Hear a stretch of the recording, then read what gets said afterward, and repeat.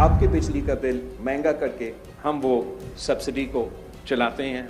साथ साथ इसलिए कि ना सिर्फ वफाक के बिजली का निज़ाम तबाह है, मगर वफाक का हर इदारा अपना काम नहीं कर सकता। वो पैसा जो आप इस सब्सिडी पे खर्च करते हो, उसी फाइनेंशियल स्पेस को इस्तेमाल करते हुए 200 यूनिट के बजाय 300 यूनिट तक अब उसी हुकूमत के खर्चे पे उन खानदानों को सोलर निज़ाम पे लेकर, ताकि वो वादा पूरा कर सके कि 300 यूनिट तक बिजली आपका मुफ्त। मैंने वज़ीर आज़म साहब से भी कहा कि जो मंसूबा ऐलान हुआ है वो तो थोड़ा सा मेरे समझ से बाहर है, मगर मैंने चीफ मिनिस्टर सिंध को कहा है कि जाएं, आप उनके वफाक के नुमाइंदे से मिले, और अगर आप सुबह सिंध को सस्ती बिजली इस तरीके से पहुंचा सकते तो बाहर में जाए मेरा सोलर आप ऐसे कर लें। वैसे आपका अपना मंशूर है, आपका अपना प्लान है, आपका अपना नजरिया है, हम उसके मुताबिक चल रहे हैं। हम वफाक को भी दावत देते हैं, अगर आपका ये दूसरा प्लान किसी वजह से मुतनाज़ा हुआ या नहीं हो सका तो आप भी फिर हमारा इस मंसूबा में साथ दें, और हम ज़्यादा लोगों को फ़ायदा पहुंचा रहे हैं। वफ़ाक़ जा इदारा कम न पिया कनि। वफ़ाक़ जो बिजली निज़ाम तबाह थी वियो आहे। वज़ीर आज़म खे चयो त पंजाब में बिजली सस्ती करण वारो ऐलान मुंहिंजे सम्झ खां ॿाहिरि आहे। 2 महीननि जे चकर में 12 महीना आवाम खे तकलीफ़ थी त अहिड़ा मनसूबा न घुरिजनि। सिंध जो वॾो वज़ीर राब्तो कंदो त वज़ीर आज़म सस्ती बिजली जे हवाले सां क़ाइल करे people's party chairman Bilawal Bhutto Zardari जो मुफ़्त होम सोलर पैनल तक़सीम करण वारी तक़रीब खे ख़िताब संदसि चवण आहे त इलेक्शन में ग़रीब आवाम खे रिलीफ ॾियण जो ऐलान कयो हो। मंशूर जे मुताबिक़ हू ग़रीब आवाम खे सोलर पैनल ॾेई रहिया आहिनि। हाणे ॿियनि पार्टियुनि में बि आवाम खे रिलीफ ॾियण जी सोच आई आहे। हू महांगाई ऐं बिजली बिलनि सबबि मुतासिर थियल माण्हुनि खे रिलीफ ॾियणु चाहिनि था। वफ़ाक़ वटां महांगी बिजली मिले थी। संदन ख्वाहिश आहे त सिंध जी आवाम खे घटि क़ीमत ते बिजली फ़राहम कई वञे। आजकल एनर्जी क्राइसिस है, हम सब परेशान हैं, बिजली के बिलों से परेशान हैं। वफाकी हुकूमत हमसे कई बार बात कर चुकी है कि जी कोई हल ढूंढे। हुकूमत सिंध ने एक कॉम्प्रिहेंसिव प्रोग्राम बनाया हुआ है कि किस तरीके से हम बिजली की कीमत नीचे कर सकते हैं। सूबा सिंध पाकिस्तान की एनर्जी बास्केट है। हमारे पास हर में 175 बिलियन टन कोयला है। हमारे पास 70% गैस इस मुल्क की हम प्रोड्यूस करते हैं। विंड और सोलर की जितनी सहूलत या जितना पोटेंशियल सिंध में और कहीं और नहीं है, आप इस्तेमाल करें। हम ये नहीं कह रहे कि हमें लीड दें, आप भले लीड रखें, लेकिन आप सही चीज़ों पे काम करें तो इंशाल्लाह ताला।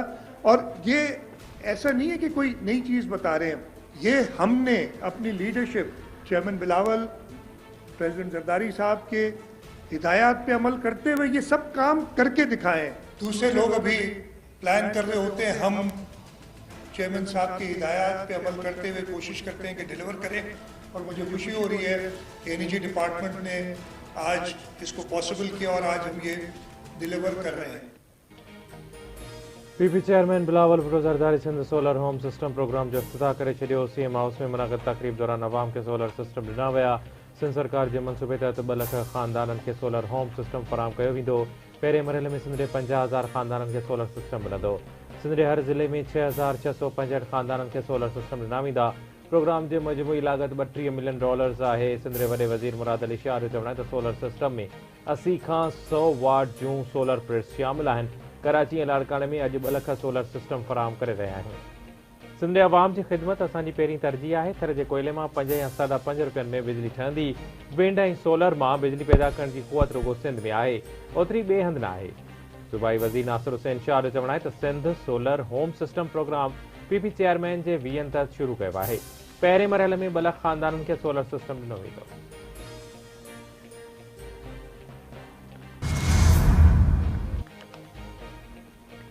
सिंध में 4 ॾींहनि खां वक़्फ़े सां हलंदड़ बरसाति केतिरनि ई शहरनि ऐं ॻोठनि खे ॿोड़े छॾियो। ज़िंदगी मफ़लूज बणियल बरसाति सबबि घरनि जूं छितियूं ऐं भितियूं किरण तोड़े करंट जे वाक़िअनि में 9 ॼणा फोत, केतिरा ई ज़ख़्मी। कराची में करंट लॻण सबबि 2 ॼणा फोत। कोटरी में क्वार्टर जी छित किरण सबबि 5 ॿारड़ा दॿिजी विया। 3 खे ज़ख़्मी हालत में कढियो वियो, 2 ॿारड़ा दॿियल। दोदापुर भरसा घर जी भित किरण सबबि नीगर हयाती विञाए वेठो। मदेजी भरसा घर जी भित किरण सबब बारड़ी फूट 4 बारड़ा जख्मी डिघड़ी भरसा गोठ हनीफ कल्लोई में 3 सालन जो बार बरसाती पाड़ी में किरी बुढ़ी फोत थी वियो। नबीसर रोड वेझो नौजवान नारी ढोरे में पेड़ तिरकण सबब फोत थी वई। खिपरो भरसा बरसात दौरान रथड़े जे छित किरण सबब पीरसन औरत दबजी फोत। सेवर भरसा नौजवान पेड़ तिरकण सबब वाह में किरी बुढ़ी फोत। हाला वेझो गोठ खाणूट में 10 वरियन जो नीगर वेंजण दौरान तालाब में बुढ़ी वियो। केतरनी शहरन में बरसात जो पाड़ी घरन दुकानन ऐं सरकारी इमारतुन में दाखिल थी वियो। हैदराबाद हरपारकर उमरकोट जामशोरो मटियारी टंडो अलायार टंडो मोहम्मद खान मीरपुर खास रांगढ़ नवाबशाह बदी नई ठट्ठे ज़िलन के मुख्तलिफ इलाइकन में तेज़ हवाओं नई गजगोड़ सा बरसात जो सिलसिलो जारी। तेज़ हवाओं नई बरसात सबब केतरनी इलाइकन में कच्चा घर किरी पया। केतरनी घरन के नुकसान पहुतो। बरसात सबब हेठाइन वारन इलाइकन में पानी बीठल। रवासिन पारा महफूज हंदन लड पलाड़ मवासलाती निज़ाम दरहम बरहम। केतरनी इलाइकन में फीडर ट्रिप थियण सबब बिजली की फराहमी मौत।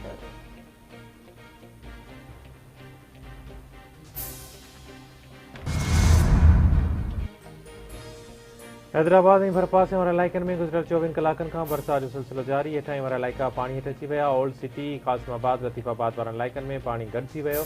इंतिज़ामिया पारां शहर मां पाणी निकाल करण जूं कोशिशूं जारी। हैदराबाद में हिन वक़्त ताईं 101 मिलीमीटर बरसात रिकॉर्ड कई वई। बरसात सबब 52 फीडर्स ट्रिप थियण सबब बिजली मुअत्तल। हिस्को तर्जुमान मूजिबि कुल 137 फीडर्स मां 114 फीडर्स जी बिजली बहाल आहे।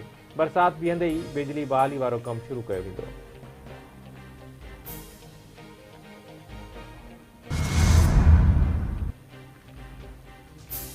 हरपारकर में 3 ॾींहनि खां तेज़ बरसात तबाही मचाए छॾी। इस्लामकोट जे लोहार पाड़े में पाणी घरनि में काहे पियो। लोहार पाड़ो मुकम्मल तौर पाणी हेठि अची वियो। इंतिज़ामिया न पहुती। घरनि जूं छितियूं टिमण लॻियूं। इंतिज़ामिया इमदादी सरगर्मियूं शुरू न कयूं। नबीसर रोड ऐं भरपासे वारनि इलाइक़नि में 3 ॾींहनि खां जारी बरसात सबब कच्चा घर किरी पिया। पाड़ी घरनि में दाख़िल। हाकड़ी ढोरी में पाणी ओवरटॉप थियण सबब 20 खां वधीक ॻोठनि जा ज़मीनी राब्ता कटिजी विया। पाणी फसलुनि खे बि ॿोड़े छॾियो।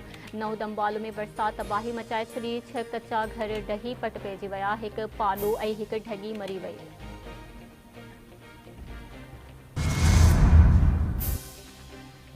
उमरकोट शहर समेत ज़िले जे चइनी तालुक़नि में तूफ़ानी बरसात तबाही मचाए छॾी। 370 मिलीमीटर बरसात रिकॉर्ड। बोदर फार्म राजा रस्ती पिथोरो सामारो ऐं कुनरी जे हेठाहीं वारनि इलाइक़नि में पाणी।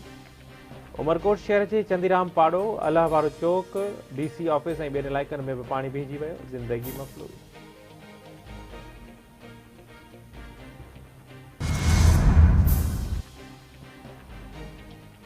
सिंध जी सामूंडी पट्टी वटि सामूंडी तूफ़ान जो ख़दशो। मौसमियात खाते तरफ़ां अलर्ट जारी। मौसमियात खाते मूजिबि अरबी समुंड में रण ऑफ कच्छ जे इलाइक़े में हवाउनि जो शदीद दबाव आहे। हवाउनि जो घटि दबाव सिंध जी सामूंडी पट्टी ताईं अॼु राति या सुभाणे ताईं पहुची सघे थो। हवा जे घटि दबाव सबब साइक्लोन तूफ़ान जो ख़दशो आहे।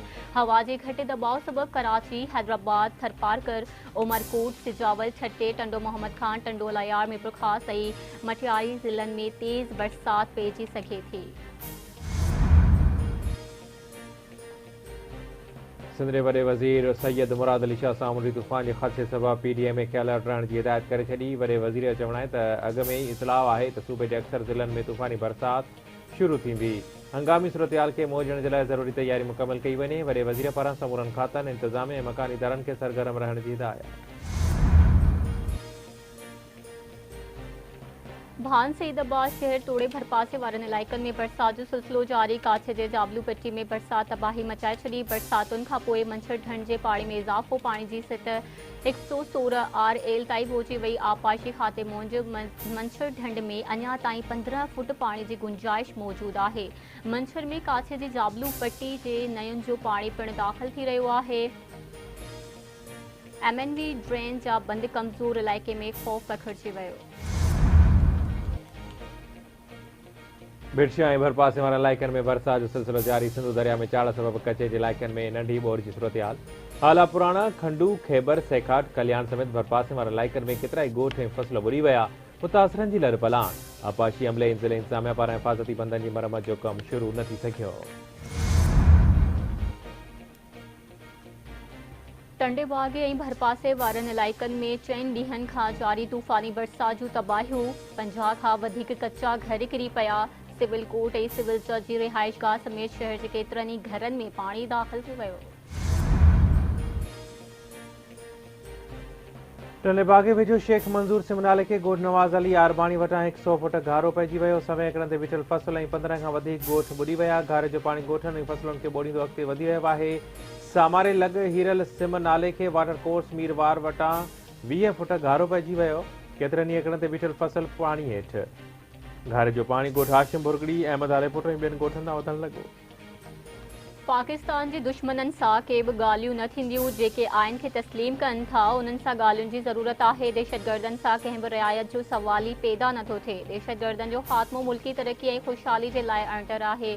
बलूचिस्तान में अमुन क़ाइमु करण लाइ सभिनी खे किरदारु अदा करणो पवंदो। वज़ीर आज़म शहबाज शरीफ़ जो क्वेटा में एथिक्स कमेटी जे इजलास ते ख़िताब। संदसि चवणु आहे त बदकिस्मती सां तासुर आहे त सिविल ऑफिसर बलूचिस्तान अचण खां लवाए रहिया आहिनि। इन हवाले सां हिकु पॉलिसी जोड़ी आहे। पॉलिसी ते वफ़ाक़ ऐं सूबाई हुकूमत खे अमल करणो पवंदो। पाकिस्तान जो पाबंदी मंडल तंज़ीम टीटीपी सां ॻाल्हियुनि जो को बि मंसूबो न आहे। केतिरा ई भेरा अफ़गान सरज़मीन जे पाकिस्तान ख़िलाफ़ इस्तेमालु थियण जो मामिलो थारियो आहे। पाकिस्तान अफ़गानिस्तान खे दहशतगर्दीअ ते इंटेलिजेंस ॼाण बि फ़राहम कई आहे, पर पाकिस्तान ऐं अफ़गानिस्तान विच में दहशतगर्दीअ ते इंटेलिजेंस शेयरिंग बाबति मालूमात जारी नथा करे सघूं। परॾेही खाते जी तर्जुमान मुमताज़ वरा बलोच जी हफ़्तेवार ब्रीफिंग। संदसि चवणु आहे त पाकिस्तान हुकूमत पंहिंजे शहर जे तहफ़्फ़ुज़ बाबति पुरआज़म आहे। आसिफ़ मर्चेंट जे हवाले सां अमरीका इंतिज़ामिया तरफ़ां ॼाण जा मुंतज़िर आहियूं।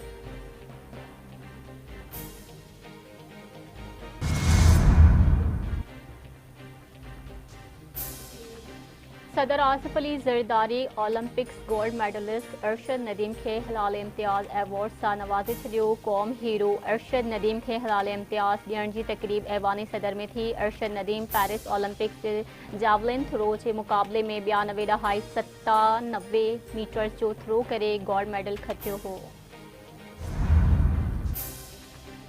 रावती जे कचे वारे इलाइक़े में धाड़ियल नथां शहीद थी वियल सहाफ़ी मोहम्मद बचल घुञे जे खून सां इंसाफ़ लाइ सॼी सिंध में सहाफ़ी सरापा एहतजाज। कराची, हैदराबाद, मीरपुर ख़ासि, शहीद नज़ीराबाद, मीरपुर ख़ासि, सखर ऐं लाड़काना डिवीज़न जे नंढनि वॾनि शहरनि में सहाफ़ियुनि सियासी समाजी कारकुननि जा मुज़ाहिरा। कंधकोट, टनो मोहम्मद ख़ान, फ़कीराबाद, मढ़ ऐं ॿियनि शहरनि में धरणा। क़ातिलनि खे क़ानून जे कटहल में आणे शहीद सहाफ़ी जे खून सां इंसाफ़ जो मुतालबो।